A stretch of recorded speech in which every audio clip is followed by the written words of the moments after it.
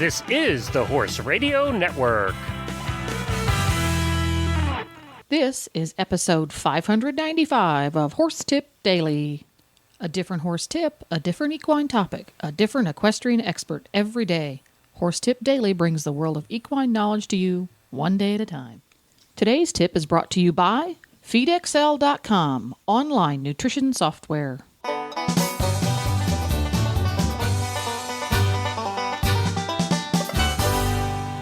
Greetings, Coach Jen here, and thanks for tuning in to Horse Tip Daily.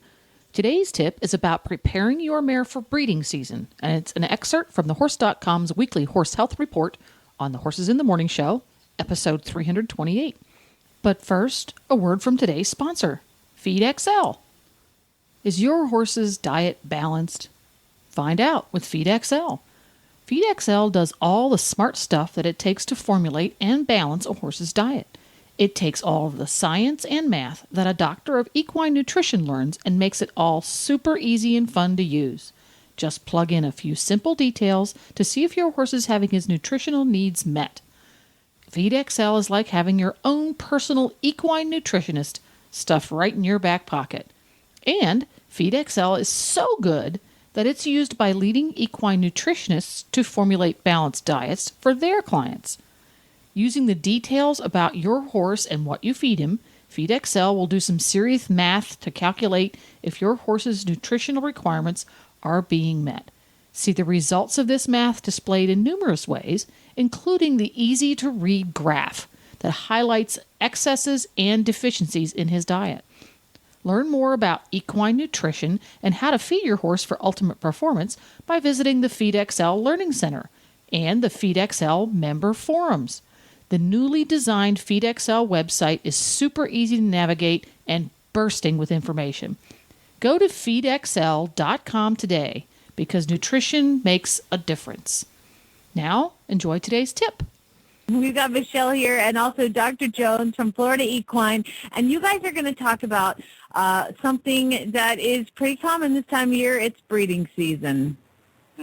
Yeah, the foals have started to hit the ground. We're starting to see them in Oregon. I'm actually in Lexington right now, but back home we're seeing the babies, and so it's about time to start thinking about breeding your mare if that's what you're going to be doing this year. So we thought we'd talk a little bit about mare breeding basics, and I just want to point out we have convention coverage from AAEP. We have a reproduction video that's on our Facebook page. If you want to check that out, you can get the complete wrap-up of the repro topics that were covered in San Antonio. And then we also have an article today posted as our feature article about treating uterine infections in mares with antibiotics to help with your fertility rates. So anyway, I just want to direct the listeners to those sources, and then talk about these mares a little bit. You know, I've bred two foals. The first one was a very backyard operation. It was with the same mare 2 times. She went to this place, live cover, and came back, and we ended up with a healthy foal. Very little vet interaction in that situation.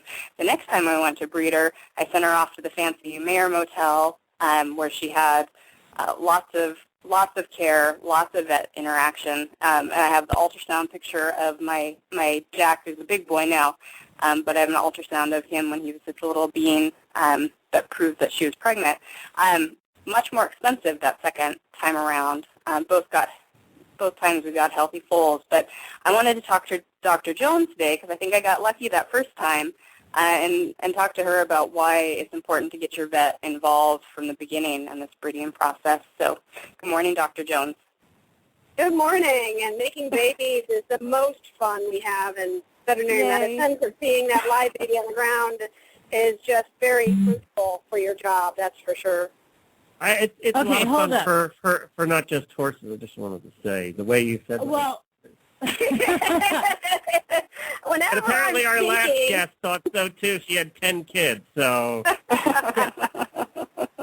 I would Dr. pick, Jones, I got to call you out for lying right now because I'm sorry. I worked at a repro vet, and there is nothing fun about sticking your hand up horse after horse's rear end, pulling out the poop, throwing it on the ground, and trying to stick some nasty, slimy ultrasound up in there. Tell me that is not super fun for you.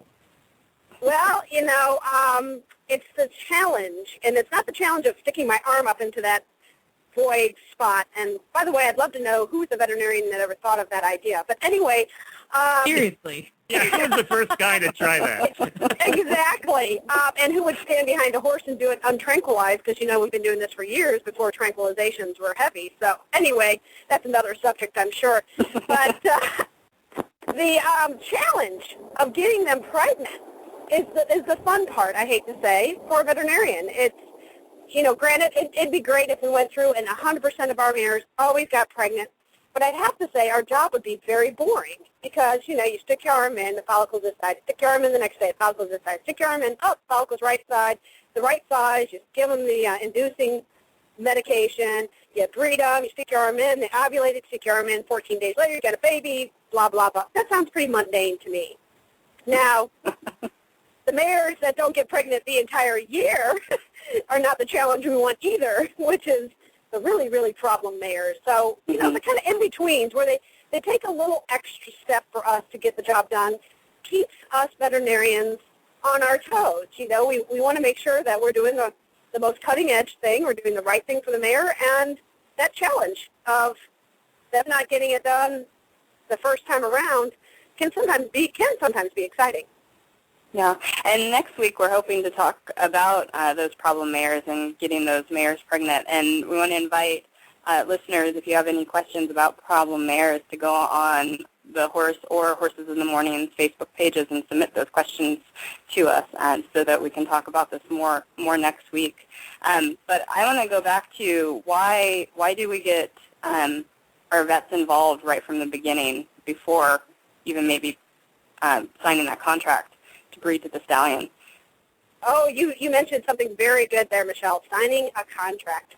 That's very, very important to do because you want to make sure that the stallion owner is upfront about the cost and upfront about how often you're able to breed to that stallion in case your mare is one of those problem mares and doesn't take the first time around. In nature, we all think everybody gets pregnant. Every horse gets pregnant. Every animal gets pregnant. But there are reproduction specialists for the human world, just like there are in the animal world, because not everybody does get pregnant. I am an example of it. I have 1 out of 5, and he's a beautiful boy. So there are problem mares in the human world, and there's problem mares in the horse world. And so anyway, the contract is definitely something you want to see. And what that will tell you, whether it's a live cover or artificial, what that's going to tell you is what they need to know. You have to notify them. Do they need a culture of your mare? Are they EVA positive? These are all diseases that can be transmitted reproductively, just like in the human world, STDs. You can get the same thing in the horse world. So you want to make sure that you're protecting your mare, and they want to make sure they're protecting your stallion. So the live cover versus the artificial, which is what Michelle had experienced in, both of them really should involve a veterinarian. The artificial is going to involve the veterinarian more. The live cover is a minimal involvement, but again, even in live cover, I've pulled uterine cultures and cytologies to make sure the mare is clean because they don't want their stallion jumping a mare that's dirty, and then they wear their stallion out because she's not going to get pregnant because she is dirty, and they're going to continually be breeding her. You'll be back at the breeding farm the next month when she's been take.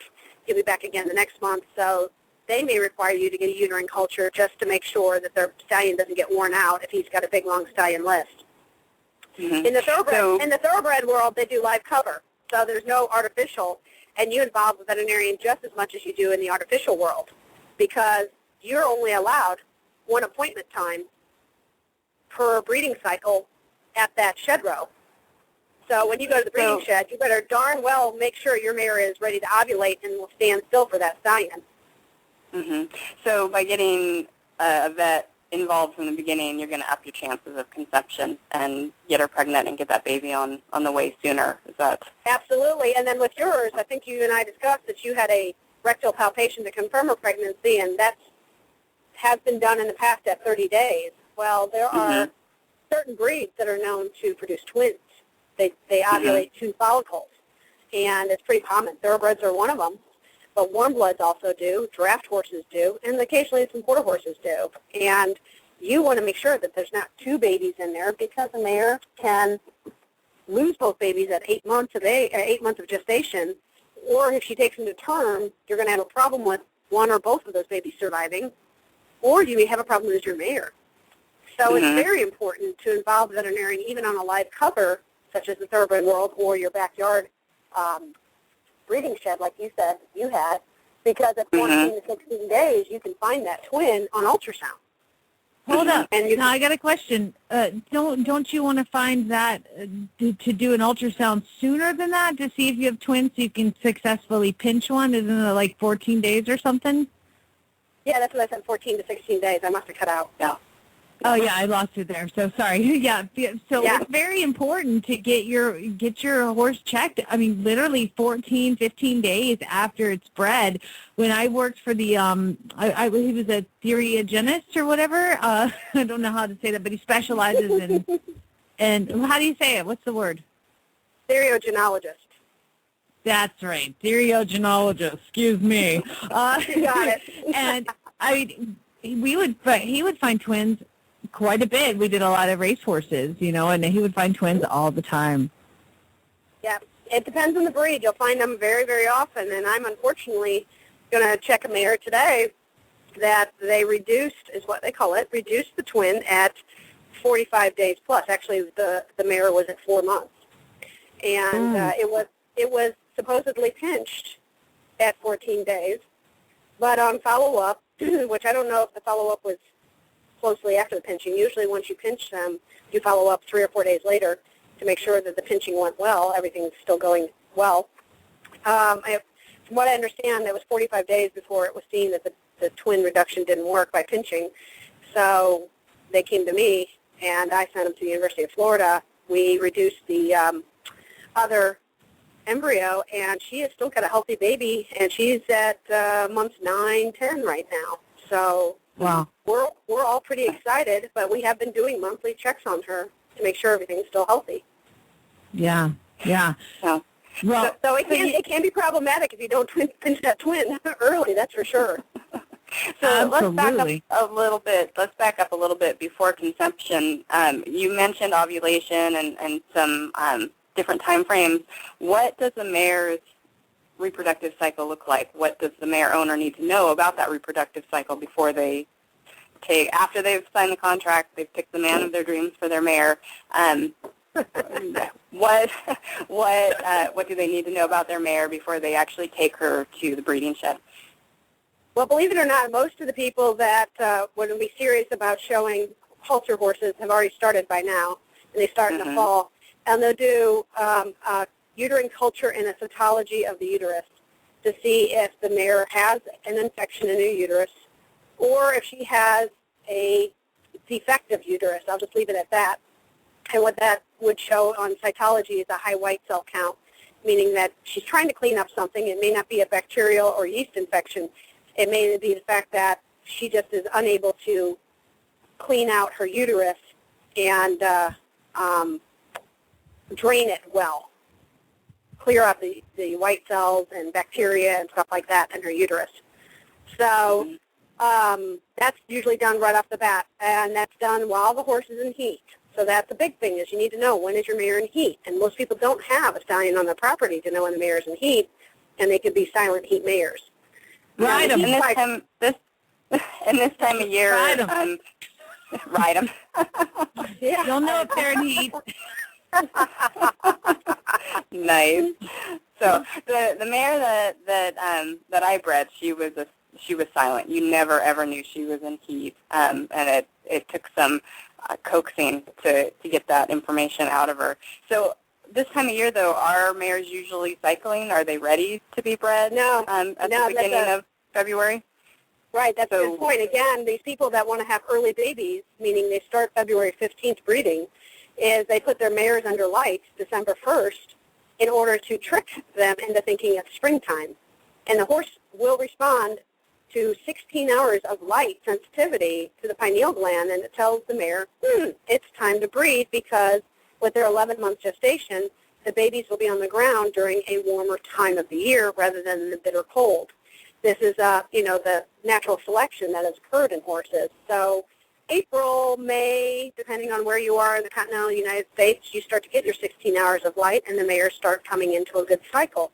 But they go into a restful time in the winter called winter anestrus, where they won't cycle, or they'll start to cycle maybe in late February, March, and we call them transitional mares, but they don't actually ovulate. They'll cycle, they open their cervix, but yet the follicle doesn't ovulate. And then they regress, and then they do it again. And this is them coming into their natural breeding time. Mm-hmm. Then they'll go all summer, and in fact, their breeding cycles get a little bit longer in the summertime. Again, it's a natural selection type thing, and the fact that if they didn't get caught by the herd stallion, the main stallion of the herd in spring, and they had to keep getting bred, they give the stallion longer chances to cover them in the summertime in order to reproduce. So, is it too late to start prepping your mare for the breeding season then now, or how long does this take to start putting them under lights and getting them cycling well enough to be bred? Well, it depends on your timetable. The thoroughbred people want to have them in the breeding shed by February 15th in order to get that January 1st baby. They want the oldest, tallest, longest, colt to run. There is the quarter horse halter people want to do the same. The Arabian halter people want to do the same. But if you started now, you would just delay. You wouldn't do February 15th. You'd be putting it off more like March, April. So you can either start them under lights now or just let them naturally come in March, April. Okay. And you mentioned the cytology. Are there any other tests that you recommend doing for a breeding soundness exam before you start covering the mare? Well, most people will buy their mares. They enjoy riding them. This is on your average horse. They enjoy riding them and have a good time with them. And then they decide, oh, I really love my mare. I'd like to have a baby out of it. Again, like you said, they find a man of the dreams for the mare, and they breed. So they never really do a full breeding soundness exam. And what a breeding soundness exam entails is ultrasound of the reproductive tract to make sure that they have all the parts necessary. It's also evaluation of the cervical area, which is a vaginal inspection. There is the culture and the cytology of the uterus. And then they also do a biopsy of the uterus to see what the wall of the uterus looks like. And we will do that on problem mares for sure, because if they've had many, many babies and then 1 year they hiccup and they don't have a baby, something might have happened to the inside of that uterus that's causing the mare to not take. So taking a piece of the inside tissue sample can help us better understand the situation. Now, the thing is, a lot of these breeding programs, some of this stuff is required if you're going to breed to their stallion, So this is not even just a soundness exam. I mean, it might be required. So definitely check with the stallion owner and see what they require. Now, I've got to ask Dr. Jones, before we let you guys go, first of all, I got to tell you, you are the most impressive vet I have ever heard. I mean, you know everything about everything. Round of applause for you. You're smart. He's great. Thank you. Thank you very much. Nice. Good Lord, you can't stop. I mean, you know everything about everything. I wish you lived here. I'd use you all the time. Well, I'm a jack of all trades and master of none, I guess, is how you could put it. Yeah. And I don't think the listeners know that she's probably standing next to a horse drawing blood right now as she's talking to us. Yeah, exactly. Well, I wanted to ask you, Dr. Jones, because I feel like sometimes I really wanted this to happen. Do you ever say to a client, listen, don't breed this mare. She's got this problem. She's got bad feet. She's got crooked legs. She's got this genetic stuff going on. Do you ever say, don't do this? I don't say don't, because it's really the owner's prerogative. And again, it kind of goes back to the idea that a lot of horses are considered livestock, and they can do whatever they want with their livestock. But I will say, your mare has really poor behavior, and breeding them doesn't always make their behavior get better. And you want to pass on that behavior. And I let them think about it. And the other thing is the crooked legs. Your mare has crooked legs. Do you want to pass on that crooked leg to your foal? It's a chance you take. I had a Arabian trainer one time tell me, he said, breeding is like lottery tickets. Nobody wants to buy the lottery ticket that doesn't have the winning numbers. And that's exactly what can happen when you breed. You can put the best mare and the best stallion together. We're all excited, looking forward to our Zenyatta and our Rachel Alexandra babies coming this year, and they may not be the best-looking babies. You may get the bad lottery ticket, and who's going to buy the bad lottery ticket? Me. I'll take Zenyatta's baby. But that's it. You'll take the chance, huh? Yeah. And Nice, I would like to update you ladies, again, before we let you go, I would like to update you that nowhere in the entire system of Google can you find who invented rectal palpation in horses. They're not. Oh. You went looking, huh? It would have to be somebody who knew somebody. But it goes back to the cardiac catheterization. 2 doctors did that on each other to perfect the cardiac catheterization, which is putting that tube in the femoral artery of their groin area, sending it up to their heart, and evaluating the heart. 2 doctors did it to each other. They never did it to a patient. They did it to each other first before they started on patients. So you got to wonder, maybe these rectal exam vets don't want to admit it. Uh-oh. And I'll leave it on that note. Okay. I love it. You guys are the best. And go to thehorse.com, floridaequine.com, and I think you had a mention of what you wanted to talk about next week, Michelle. Yeah, problem mares. So go ahead, listeners, submit questions if you have them on our Facebook page for thehorse.com or for Horses in the Morning. I'm sure you, Jamie, and Jennifer will make sure that we get those questions to address next week. And talk to your veterinarian before and during the reproductive thing. Ask them many questions before you jump in and sign that contract. Mm-hmm. Or just email Dr. Jones. She knows everything. So just call her. She's a smart lady. I'll be happy to respond to the emails. Talk to your veterinarian. Your veterinarian will know the best route to go for your mares. All right, you guys. Thank you very much. We'll talk to you next week. Well, there you go. To listen to more of the Horse.com's tips, just go to horsetipdaily.com and go to the Experts drop-down menu on the left. If you love listening to Glenn the Geek and Jamie putting in their 2 cents on horse health topics, tune in to Horses in the Morning on Wednesdays at 10 for a weekly fix of up-to-minute horse health information. You can also go to thehorse.com and find the motherlode of horse health information covering pretty much every topic imaginable. Don't forget to support our sponsors on Horse Tip Daily because they really do make these podcasts possible. Today's sponsor has been FeedXL.com, online nutrition software. Don't play the guess and wait game with your horse's health. Go to FeedXL.com and get the facts. Please stop by the Horse Tip Daily Facebook page and let us know what you think of the tips you hear on the show. It's also a great place to tell us about topics you'd like us to cover on the show. You can subscribe to all of the great shows on the Horse Radio Network through iTunes or Zune and get your horse podcasts automatically downloaded to your iPod, Zune, or MP3 player. I'll be back again tomorrow with another new expert and a different horse tip. Until then, go ride your horse! The Horse Radio Network and the Horse Radio Network hosts are not responsible for statements of guests or their opinions. Use your own judgment when listening to the tips provided by the experts on Horse Tip Daily.